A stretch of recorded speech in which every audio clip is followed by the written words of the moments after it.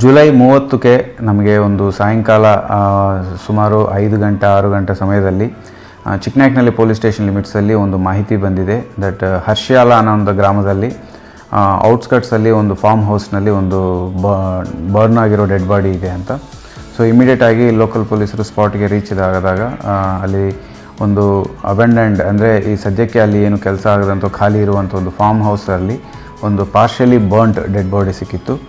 So ಆ farm house ಯಾರು owner ಇದ್ದರೆ ಅವ್ರನ್ನ ಕರೆದು ಪ್ರಶ್ನಿಸುವಾಗ ಅವರು ಇತ್ತೀಚಿನ ಕಾಲದಲ್ಲಿ ಅವರು ಅಲ್ಲಿ ತೋಟ ನೀರು ಇಲ್ಲದೆ ಕಾರಣದಿಂದ ಅವರು ತೋಟ ಮಾಡೋದೆಲ್ಲ ಬಿಟ್ಟಿದ್ದಾರೆ, ಅಲ್ಲಿ ಖಾಲಿ ಬಿಟ್ಟಿದ್ದಾರೆ.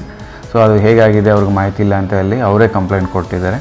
ಈಗ ಅವ್ರ ಕಂಪ್ಲೇಂಟ್ ಮೇಲೆ ನಾವು ಒಂದು FIR ಮಾಡಲಾಗಿದೆ ಮರ್ಡರ್ ಕೇಸ್ಗೆ 103 BNS ಅಲ್ಲಿ.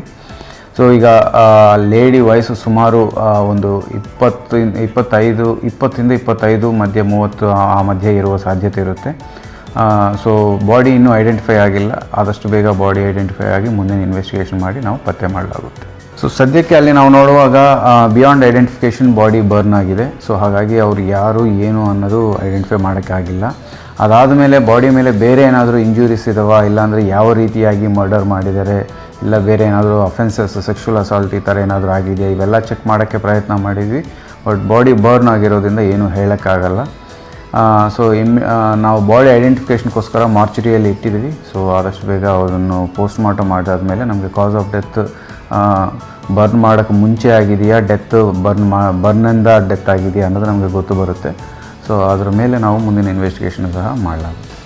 ಅಲ್ಲಿ ಏನು ನಮಗೆ ಆ ಥರ ಸಾಮಗ್ರಿಗಳೇನಾದರೂ ಸಿಕ್ಕಿಲ್ಲ. ಅವ್ರದ್ದು ಕೆಲವು ಪರ್ಸ್ನಲ್ ಐಟಮ್ಸ್, ಮನೆ ಕೀಸು ಮತ್ತು ಸ್ವಲ್ಪ ಹಣ ಈ ಥರ ಸಿಕ್ಕಿದ್ದಾವೆ.